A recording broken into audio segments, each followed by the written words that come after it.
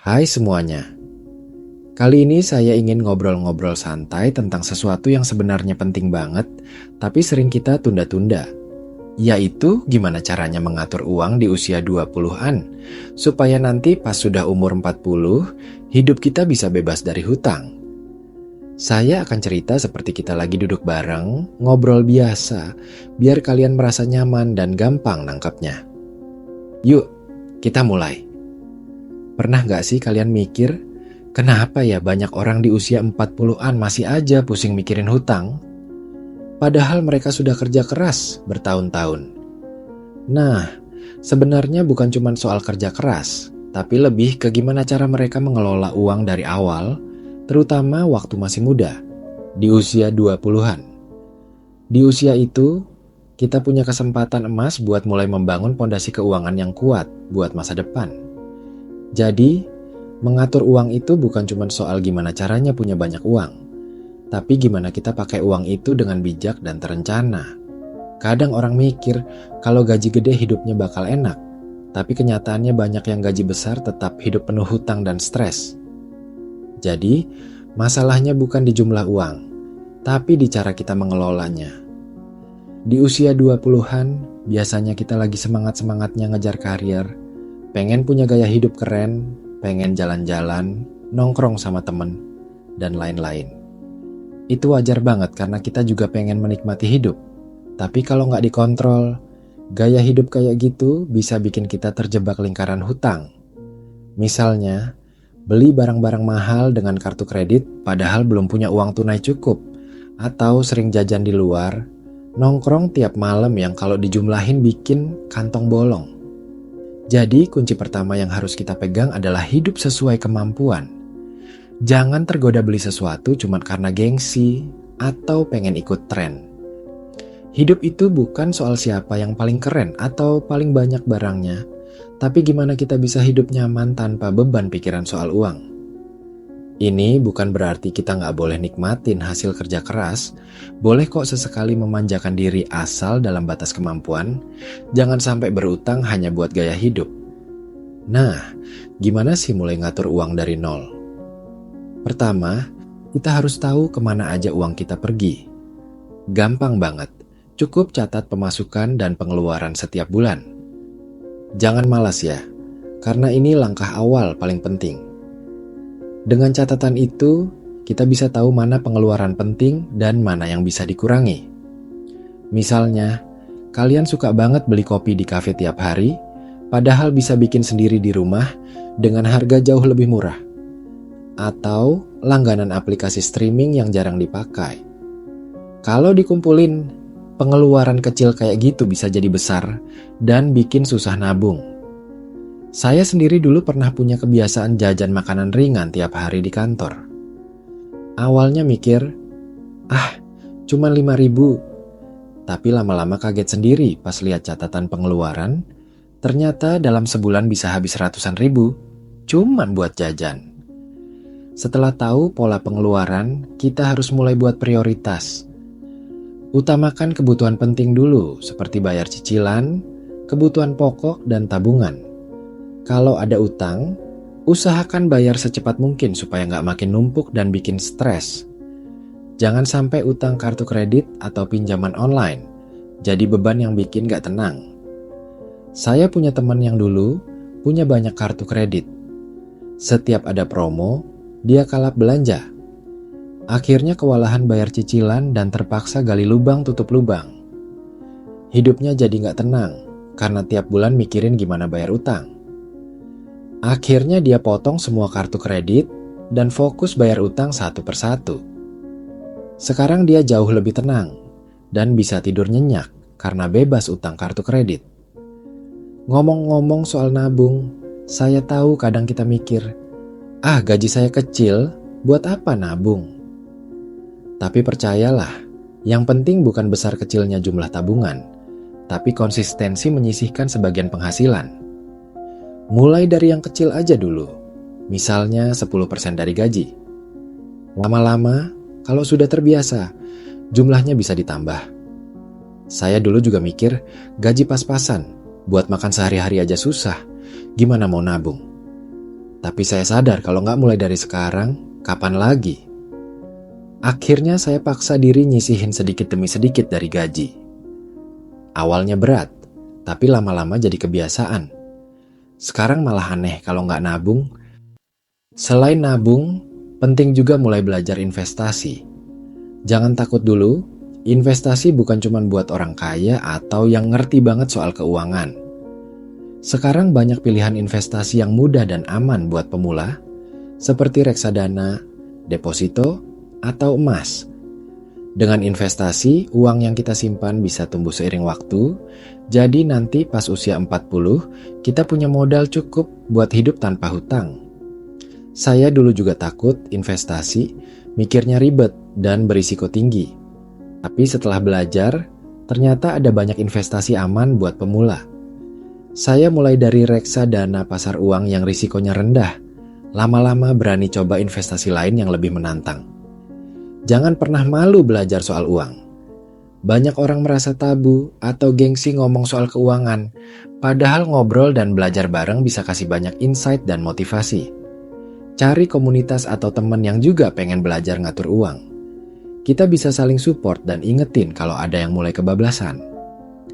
Saya sendiri sering curhat sama teman soal masalah keuangan, dapat banyak saran dan motivasi. Saya juga jadi lebih termotivasi karena tahu ada yang dukung. Sekarang coba deh, mikir sedikit berbeda. Kalau biasanya kita mikir soal uang dari sisi, berapa banyak yang bisa saya dapat? Coba mulai mikir dari sisi, berapa banyak yang bisa saya simpan dan kembangkan. Ini penting karena mindset soal uang yang menentukan masa depan finansial kita. Kalau mindset masih konsumtif, hasilnya juga bakal sama. Tapi kalau mindset udah berubah jadi lebih bijak dan terencana, masa depan kita bakal cerah. Saya percaya mindset itu sangat penting. Kalau punya mindset benar, kita lebih mudah disiplin nabung dan investasi, juga lebih bijak dalam mengeluarkan uang. Ingat, hidup bukan cuma soal kerja keras, tapi juga kerja cerdas. Kerja keras tanpa pengelolaan uang yang baik sama aja kayak lari di treadmill, capek tapi nggak kemana-mana. Makanya, mulai sekarang yuk belajar kerja cerdas dengan mengatur uang yang kita punya dengan bijak. Saya yakin kalau mulai sekarang, usia 40 nanti kalian bisa hidup tanpa hutang, bahkan punya tabungan dan investasi cukup buat nikmati hidup tenang.